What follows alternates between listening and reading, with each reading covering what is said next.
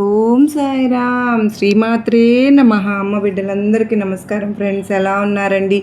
ఏం చేస్తున్నారు? అందరూ కూడా సుఖంగా సంతోషంగా ఎప్పుడు కూడా ఆనందంగా ఉండాలి అని చెప్పి అమ్మవారి తరపున నేను కూడా మనస్ఫూర్తిగా కోరుకుంటూ ఉన్నాను. ఈరోజు అమ్మవారు అందించే సందేశం ఏంటి అంటే కనుక, బిడ్డ, ఈరోజు నేను నీతో ఒంటరిగా మాట్లాడి తీరాలి, ఎవరితో చెప్పకుండా నువ్వు మాత్రమే వినమ్మా అని చెప్పి ఏదో ఒక తెలియని సందేశాన్ని అమ్మవారు ఈరోజు మనకు అందించడం మన ముందుకు వచ్చారండి. మరి అమ్మవారు ఏ సందేశాన్ని అందించినా కూడా అది మన జీవితానికి, మన యొక్క భవిష్యత్తుకు ఖచ్చితంగా పునాది అవుతుంది అని చెప్పి మనందరికీ కూడా తెలిసిన విషయమే కదా. మరి సందేశం వినే ముందు ఎవరికైతే అమ్మవారు అంటే నమ్మకం ఉంటుందో వారందరూ కూడా ఈ వీడియోకి ఒక చిన్న లైక్ అయితే ఇవ్వడం మాత్రం మర్చిపోవద్దు ఫ్రెండ్స్. కింద ఖచ్చితంగా ప్రతి ఒక్కరూ చూసిన ప్రతి ఒక్కరూ కూడా శ్రీమాత్రే నమః అని చెప్పి కామెంట్ అయితే రాయండి. ఇక అమ్మవారి సందేశాలు మాకు చాలా అంటే ఎన్నో రకాల సమస్యలతో మేము సతమతమైపోతున్న సమయంలో మాకు అమ్మవారి సందేశాలు చాలా ఎంతగానో మాకు కనెక్ట్ అవుతూ ఉన్నాయి. నిజంగా అమ్మవారి ఆశీస్సులతో మాకు మా సమస్యలకు పరిష్కారం దొరుకుతుంది. నిజంగా మీకు ఎంతగానో రుణపడి ఉన్నాం. నిజంగా అమ్మవారు చెప్తున్నట్లు ఉంది, కానీ మరో విధంగా మేము భావించడం లేదు. మాకు అమ్మవారు మేము కోరికలన్నీ కూడా మార్పులు అనేవి మా జీవితాల్లో జరుగుతున్నాయి. ఒక్కసారి గనక నమ్మకంతో మీరందరూ కూడా కనెక్ట్ అవ్వండి. మీ సమస్యలు ఏవైనా సరే కానివ్వండి, అది ఎటువంటిదైనా సరే అమ్మవారు చాలా తొందరగా పరిష్కారం లభిస్తుంది. మాకు అప్పుల బాధలైనా సరే, గొడవలైనా సరే, ఎటువంటి సమస్యలు ఉన్నా ఆ సమస్యలకు తగిన పూజలు పరిహారాలు మాకు అమ్మవారు చక్కగా చెప్తూ ఉన్నారక్క. నిజంగా గురు శుక్రవారాలు వస్తూ ఉన్నాయంటే మాకు ఎంతో నమ్మకంగా మేము ఎదురు చూస్తూ ఉంటున్నాము. నమ్మకంతో కనెక్ట్ అవ్వండి. అమ్మవారి యొక్క సందేశం విషయానికి వస్తే, అమ్మవారు ఎందుకు మనతో ఒంటరిగా మాట్లాడాలి అని చెప్పి అంటున్నారో, మనల్ని మాత్రమే ఎందుకు వినమని అంటున్నారో, ఎవరితో చెప్పవద్దు అని చెప్పి మరీ ఎందుకు అంటున్నారో మనం ఒక నిజ జీవితంలో జరిగిన ఈ సంఘటన ఆధారంగా తెలుసుకుందామండి. ఎందుకంటే ఎవరికైనా సరే కానీ ఒకరి విషయంలో నష్టం జరిగితే అది చూసి మన జీవితంలో ఆ నష్టం అనేది జరగకూడదు అని చెప్పి ప్రతి ఒక్కరము కూడా కోరుకుంటాం. ఆ నష్టం మన దగ్గరికి రాకుండా ఉండడానికి అనేక రకాల ప్రయత్నాలు అనేవి కూడా చేస్తూ ఉంటాము. కానీ ఒక పర్మిషన్తో నేను మీకు ఒక నిజ సంఘటన చెప్పడం అనేది ఇప్పుడు జరుగుతుంది. జాగ్రత్తగా వినండి. ఎందుకో తెలుసా? చెప్పే ప్రతి మాట ఉద్దేశం మీ భవిష్యత్తు కానీ, ఇప్పుడు ప్రస్తుతం మీ జీవితం కానీ, ఏదైనా సరే కానీ మీ యొక్క మంచి కోసమే అమ్మవారు మనకు ఈ సందేశాన్ని వినిపిస్తున్నారు అని చెప్పి తెలుసుకొని ప్రతి పాయింట్ని కూడా జాగ్రత్తగా వినండి. బిడ్డ, ఎన్నో రకాల సమస్యలతో నువ్వు సతమతమైపోతూ ఉన్నావు కదూ. అయితే ఇప్పుడు నేను చెప్పేది నీ జీవితానికి ఒక మంచి పునాది లాంటిది. జాగ్రత్తగా తెలుసుకో అమ్మా. ఒక అతను ఉన్నాడు అంటే, ఒక అతనండి, ఆయనకి మ్యారేజ్ అయిపోయింది. మ్యారేజ్ అయి కూడా దాదాపు ఒక 18, 19, దాదాపుగా ఒక 20 సంవత్సరాలు వేసుకోండి. ఒక 20 సంవత్సరాలు అనేది తనకు మ్యారేజ్ అయ్యి తనకు 3 బిడ్డలు కూడా ఉన్నారు. అంటే పెద్ద అబ్బాయి, రెండో అబ్బాయి, 2 అబ్బాయిలు, ఒక అమ్మాయి ఉందన్నమాట. అందులో పెద్ద అబ్బాయి యావరేజ్గా చదువుతాడు. చిన్న అబ్బాయి చాలా క్లవర్ స్టూడెంట్ అన్నమాట. అంటే ప్రతి దాంట్లో కూడా first rank, school first, college first ఇలా అంటూ ఉంటాం కదా. మనకు బ్యానర్ల మీద కూడా బాగా చదివిన వాళ్ళ ఫోటోలు వేస్తూ ఉంటారు కదా. ఆ పొజిషన్లో అంటే ఆ ఫస్ట్ ప్లేస్లో ఉంటాడన్నమాట సెకండ్ అబ్బాయి. ఎప్పుడు కూడా ఇక అమ్మాయి కూడా యావరేజ్గా చదువుతూ ఉంటుంది. తను 10th క్లాస్లో 574 మార్కులు. ఎప్పుడు అప్పటి రోజుల్లో అంటే 2020, 2015 అట్లా మధ్యలో 5 సంవత్సరాల మధ్యలో 574 మార్కులు తెచ్చుకున్నారన్నమాట. ఇక వాళ్ళ నాన్న అబ్బాయిని, అబ్బా భలే మార్కులు వచ్చాయిరా, నువ్వు అసలు అసాధారణమైన తెలివిగలవాడివి కాదు, ద బెస్ట్ స్టూడెంట్, వింటర్లో ఏం తీసుకోవాలని అనుకుంటున్నావు నువ్వు అని చెప్పి అడిగితే, అప్పుడు వాళ్ళ అబ్బాయితో అంటే ఆ అబ్బాయి వాళ్ళ డాడీ తోటి చెప్తాడనమాట. డాడీ, నాకు ఇంజనీర్ అంటే చాలా ఇష్టం ఉంది, నేను ఇంజనీరింగ్ చదువుకుంటాను అని చెప్తాడు. ఆల్రెడీ వాళ్ళ అన్నయ్య కూడా ఇంజనీరింగ్ చదువుతున్నాడు. సరే ఇంకా అబ్బాయికి ఇంట్రెస్ట్ ఉంది కదా అని చెప్పి అసలు ఇంజనీరింగ్ ఎలా చదువుతాడో ఏంటో ఇంటర్లో మార్కులను బట్టి చూద్దాంలే అని చెప్పి అనుకొని తను సరేనని చెప్పి ఎంపీసీ తీసుకోవడానికి ఓకే చెప్తాడు అన్నమాట వాళ్ళ నాన్న. అయితే తను ఎంపీసీ తీసుకుంటాడు. ఎంపీసీ తీసుకున్న తర్వాత ఇంటర్ 2 ఇయర్స్ కూడా ఇంటర్ 2 సంవత్సరాలు చదువుకుంటారు కదా, ఆ ఇంటర్ 2 సంవత్సరాల్లో తనకు మంచి మార్కులు వస్తాయి. ఆ కాలేజ్ ఫస్ట్ వస్తాడనమాట తనకి ఆ బాబు. ఇక ప్రతి ఒక్కరు కూడా బీటెక్కి మా కాలేజ్ జాయిన్ అవ్వండి, డబ్బులు మేము ఏం కట్టాల్సిన పని లేదు, ఫ్రీగా మేము చదివించేస్తాం అని చెప్పి అందరూ కాలేజీలో ప్రిన్సిపల్స్ తన మీదకి ఎగబడుతూ ఉంటారు. వాళ్ళ నాన్నకు చాలా గర్వంగా అనిపిస్తూ ఉంటుంది. ఆహా, మా అబ్బాయి చాలా తెలివిగలాడు అని చెప్పి ప్రతి ఒక్క తండ్రి కూడా అదే కోరుకుంటారు కదా ఫ్రెండ్స్. అదేవిధంగా వాళ్ళ నాన్న కూడా ఇక తను ఐటీ ఎంసెట్ రాస్తారు కదండి, ఆ ఎంసెట్లో కూడా తనకు స్టేట్ లెవెల్లో 132వ ర్యాంక్ వచ్చేస్తుందన్నమాట. ఇక తనకి బీటెక్లో ఫ్రీ సీట్ వచ్చేస్తుంది. తను చక్కగా చదువుకుంటాడు. బీటెక్లో కూడా ఒక బ్లాకేజ్ కూడా లేకోకుండా అన్ని సబ్జెక్టులు కూడా ఫస్ట్ ర్యాంక్లో పాస్ అయిపోతాడు. అలా తను 4 ఇయర్స్ కంప్లీట్ చేసుకునేసరికి తనకి క్యాంపస్లో కూడా సెలెక్ట్ అవుతాడు. అంటే క్యాంపస్లోనే ఉద్యోగాలు వస్తాయి కదా, అలా క్యాంపస్లో తను సెలెక్ట్ అయిపోతాడనమాట. ఇక క్యాంపస్లో సెలెక్ట్ అవ్వడంతో పాటుగా తను ఒక మెరిట్ స్టూడెంట్ కనుక స్టార్టింగే తనకు ₹1,00,000 శాలరీ అనేది ఇస్తాము అని చెప్పేసి అన్ని కంపెనీల వాళ్ళు కూడా తన మీదకి పోటీ పడతారనమాట. అంతే కదా, బాగా చదివేవాళ్ళు అంటే ఎవరైనా కానీ వదులుకోవడానికి ఇష్టపడరు. ఇక తనకు కూడా ఉద్యోగం వచ్చేసింది అని చెప్పి వాళ్ళ అమ్మ నాన్నతో చాలా సంతోషంగా చెప్పుకోవడానికి ఇంటికి వస్తాడు. ఇంటికి వచ్చి వాళ్ళ నాన్నతోటి వాళ్ళ అమ్మతోటి చెప్తాడు. ముందు వాళ్ళ నాన్న ఆఫీస్కి వెళ్తాడనమాట. అప్పుడు తన ఇంటికి వెళ్ళిన టైంకి వాళ్ళ నాన్న ఇంట్లో ఉండరు. వాళ్ళ అమ్మతో చెప్తాడమ్మా, నాకు క్యాంపస్లో సెలెక్ట్ అయ్యాను, నాకు ₹1,00,000 శాలరీ అమ్మా. ఇక మనకు మిడిల్ క్లాస్ కంటే కూడా అండర్ మిడిల్ క్లాస్ అన్నమాట. అంటే చాలా పేదరికం వాళ్ళు. ఇక మనకి ఎటువంటి ఇబ్బందులు అనేది, ఎటువంటి బాధలు అనేవి లేవు. నాకు ₹1,00,000 శాలరీ వచ్చినవి కొనుక్కోవచ్చు అమ్మ, నచ్చినవి అమ్మ, నేను ఒక కారు కొంటాను, నేను అన్నీ కూడా కొంటాను, నీకు ఎటువంటి బాధలు లేకుండా నేను చూసుకుంటానమ్మా. పిచ్చిగా మనం ఖర్చు పెట్టుకున్నా కూడా 50,000 అనేది ఖర్చు అయిపోయకుండా మిగతా 50,000 నేను సేవ్ చేసుకుంటానమ్మా అని చెప్తాడు. వాళ్ళ అమ్మ కూడా దానికి సరే అంటుందన్నమాట. ఇక కాసేపటికి వాళ్ళ నాన్న ఇంటికి వస్తారు. వాళ్ళ నాన్న ఇంటికి వచ్చి తనతోటి వాళ్ళ నాన్నకి ఇదంతా బాబు చెప్తాడనమాట. డాడీ, నేను క్యాంపస్లో సెలెక్ట్ అయిపోయాను డాడీ, నాకు ₹1,00,000 శాలరీ డాడీ, నాకు చాలా సంతోషంగా ఉంది అని చెప్పేసరికి వాళ్ళ నాన్న ఏమంటారు అంటే, నువ్వు ఈ జాబ్ చేయొద్దు నాన్న అని చెప్తారు. ఒక్కసారిగా తను స్టన్ అయిపోతాడనమాట. అదేంటి నాన్న, ఏమన్నా పిచ్చా ఏంటి, నాన్నకేమన్నా ఏంటి, నాకు ₹1,00,000 శాలరీ, ఇది సామాన్యమైంది కాదు అంటే 2015-20 మధ్యలో 2012 అంటే ఆ టైంలో ఈ యొక్క 2 సంవత్సరాలు ఇంటర్మీడియట్, 4 సంవత్సరాలు బీటెక్ అంటే 13-14, ఈ యొక్క 4 సంవత్సరాలు అనమాట. అంటే 2016 సంవత్సరంలో ₹1,00,000 అంటే అప్పుడు ప్రజెంట్ రోజుల్లో కూడా నెలకి 1,00,000 అంటే మామూలు విషయం కాదండి. అది అప్పటి రోజుల్లో ఇంకా అసలు మామూలు విషయం కాదు. ఇలా ₹1,00,000 శాలరీ వస్తుందని చెప్తుంటే నాన్న వద్దుంటున్నాడు ఏంటి అని చెప్పి ఆశ్చర్యపోయి, ఎందుకు నాన్న వద్దంటున్నారు అని చెప్పి అడుగుతూ ఉంటాడు అనమాట ఆ బాబు. మనది మిడిల్ క్లాస్ ఫ్యామిలీ. ఇక మన ఫ్యామిలీని చూసి చాలామంది కూడా మీరు చిన్నపిల్లలప్పుడు ఎగతాళి చేశారు, ఎందుకంటే వీళ్ళ దగ్గర డబ్బు లేదు అన్న ఉద్దేశంతో అందరూ సాఫ్ట్వేర్ ఇంజనీర్స్ అవుతారు, ఇది సర్వసాధారణమైన విషయమే. ఇప్పుడు మీ అన్నయ్య కూడా సాఫ్ట్వేర్ కాకపోతే నీ మీద తనకి తక్కువ శాలరీ వస్తుందంటే ఒక 35,000 నుంచి 40,000 వస్తుంది. ఇక అమ్మాయిది అంటే చెల్లిది కూడా ఒక 2 ఏళ్ళు పోతే తను కూడా స్థిరపడిపోతుంది. నేను ప్రజెంట్ జాబ్ చేస్తున్నాను, ఇప్పుడు ప్రస్తుతానికి మనకు డబ్బుతో అంత అవసరం లేదు.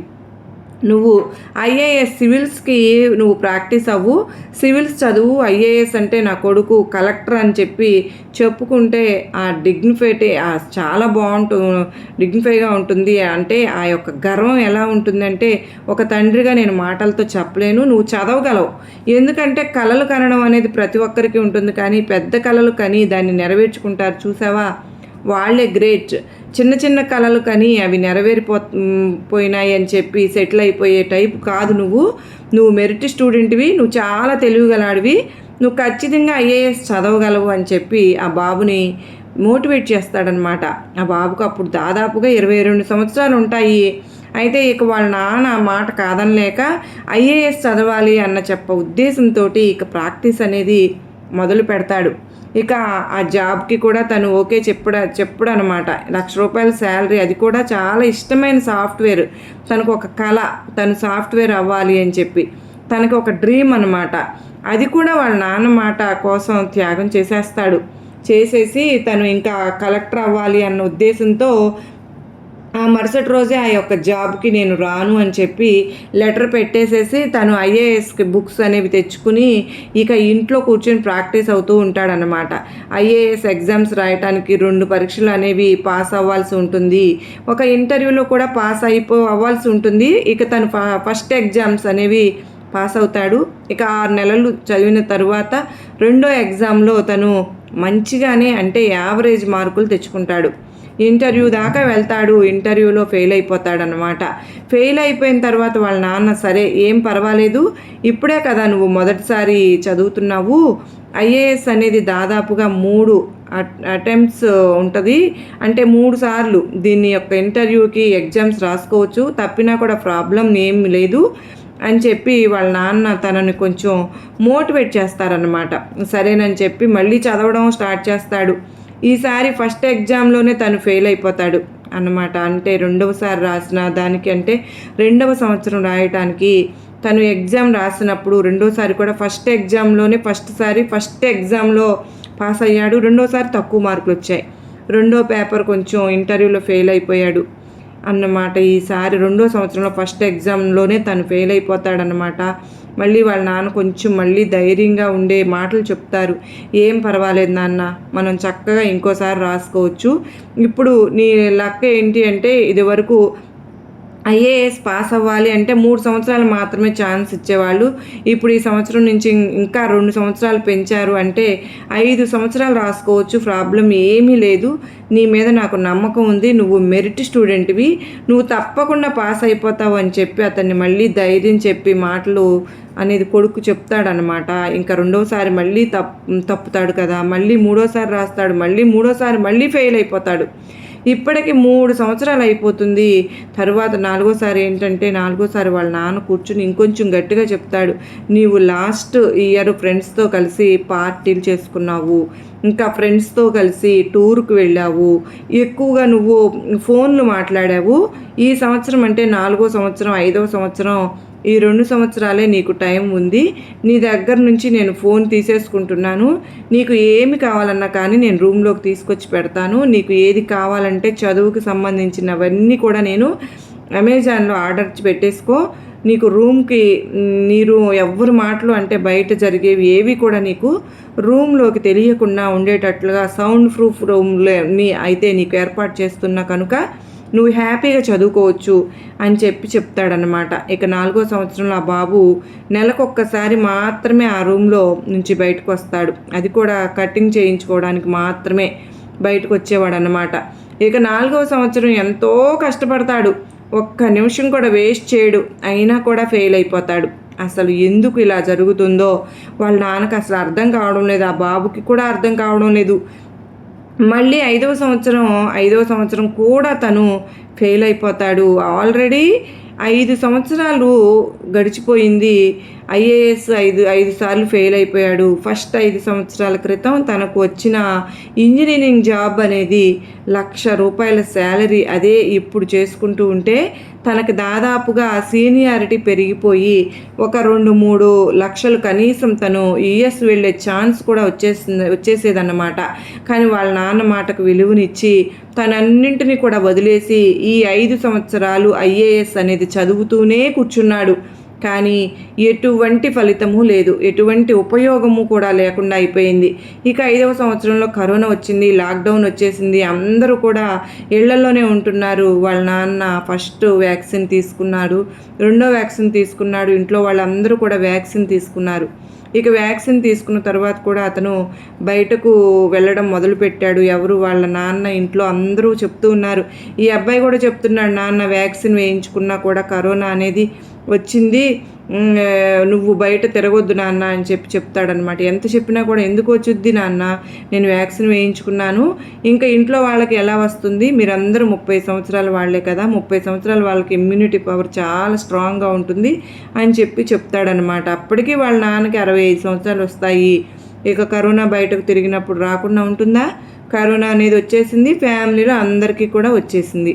అందరికీ కూడా వచ్చినా కూడా అందరూ కూడా చాలా స్ట్రాంగ్గా ఉన్నారు. కానీ ఈ ఐఏఎస్ చదివిన బాబు ఎవరైతే ఉన్నాడో ఈ అబ్బాయికి పూర్తిగా ఇమ్యూనిటీ పవర్ డౌన్ అయిపోయి ఆక్సిజన్ లెవెల్స్ అనేవి పూర్తిగా పడిపోయాయి. హాస్పిటల్లో వెంటిలేటర్ మీద ఒక 2 రోజులు ఉండి చనిపోయాడనమాట. ఇది నిజంగా జరిగిన ఘటన. అయితే వాళ్ళ అమ్మ చెప్పిన విషయం ఏంటి అంటే కానండి, ఆ బాబుకి ఒక లవర్ కూడా ఉంది. ఆ లవర్ కలవటానికే తను నెలకొక్కసారి రోజు బయటకు వెళ్తూ ఉండేవాడు. ఎప్పుడు ఫోన్లో కూడా మాట్లాడుకోకుండా చాలా సిన్సియర్గా తను 5 సంవత్సరాలు వాళ్ళ నాన్న మాటకు విలువనిచ్చి ఐఏఎస్కి ప్రిపేర్ అయ్యాడు. ఆ అమ్మాయి అంటే ఆ అమ్మాయికి ప్రేమించిన విషయం వాళ్ళకు అమ్మకు మాత్రం తెలుసు. వాళ్ళ అమ్మ కూడా ఓకే అంది. ఆ అమ్మాయితో ఆ అబ్బాయి చెప్పుకుంటూ వచ్చాడు, నేను కలెక్టర్ అవుతాను, కలెక్టర్ అయిన తర్వాత నేను నిన్ను పెళ్లి చేసుకుంటాను అని చెప్పి. ఎన్నో ఆశలతో ఆ అమ్మాయి కూడా ఎదురు చూస్తూ ఉంది. కానీ తను చనిపోయాడు అన్నమాట.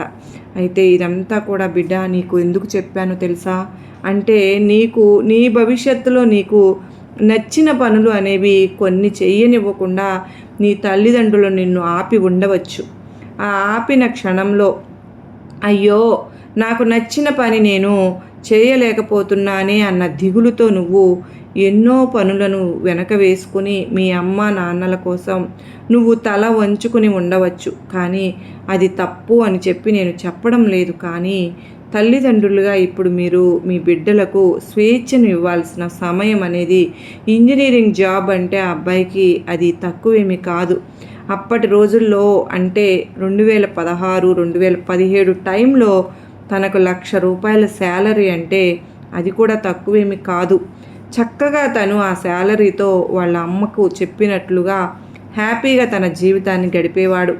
ఒక కారు కొనుక్కునేవాడు, ప్రేమించిన అమ్మాయిని పెళ్లి చేసుకుని హ్యాపీగా జీవితంలో సెటిల్ అయిపోయేవాడు. కానీ లేనిపోయిన ఆశలు అంటే తల్లిదండ్రులకు బిడ్డల మీద నమ్మకం ఉండవచ్చు, కానీ ఆ నమ్మకాన్ని వారి మీద వేసేసి ఎప్పుడు కూడా రుద్దకూడదు. వారికంటూ కొన్ని ఇష్టాలు ఉంటాయి. ఆ ఇష్టాలు అనేవి మనం తెలుసుకుని మనం వారి యొక్క ఇష్టాలను గౌరవించి నీకు ఏదైతే నచ్చుతుందో అది చేసుకో అని చెప్పి అనే ఫ్రీడమ్ అనేది వారికి ఇచ్చినప్పుడు మాత్రమే వారి భవిష్యత్తు అనేది బంగారంలాగా మారుతుంది. తను కరోనా వచ్చినప్పుడు చనిపోలేదు. నిజానికి ఆ ఐఏఎస్ 5 సంవత్సరాలు ఆ ఒక్క గదిలోనే తను వాళ్ళ నాన్న కోసం ఇష్టం లేని చదువుని కష్టపడుతూ చదివినప్పుడే తను చనిపోయాడు. తనకు నచ్చిన అమ్మాయిని దూరం పెట్టినప్పుడే తను చనిపోయాడు. కనుక బిడ్డ ఎప్పుడైనా సరే కానీ నీ బిడ్డలకు నువ్వు స్వేచ్ఛని ఇవ్వు. ఆ స్వేచ్ఛ అనేది క్రమశిక్షణతో కూడిందై ఉండాలి. ఆ బాబు బలాదూరు తిరుగుతూ ఉంటే స్వేచ్ఛని ఇవ్వలేదు అంటే, బలాదూరు తిరుగుతూ ఉన్నప్పుడు నువ్వు స్వేచ్ఛగా గడపమ్మా అని చెప్పడం తప్పు అవుతుంది. కానీ తను కష్టపడి చదివి ఒక ర్యాంకు తెచ్చుకుని ఎంసెట్లో 132వ ర్యాంక్ అనేది అంటే సామాన్యమైన విషయమా అండి? అంత మంచి ర్యాంక్ తెచ్చుకుని ₹1,00,000 శాలరీతో వాళ్ళ నాన్న ముందు వచ్చి నుంచున్నప్పుడు వాళ్ళ నాన్న, శభాష్ నాయన, నీకు నచ్చినట్లు నువ్వు బ్రతుకుతుంటే తను హ్యాపీగా ఉండేవాడు కనా.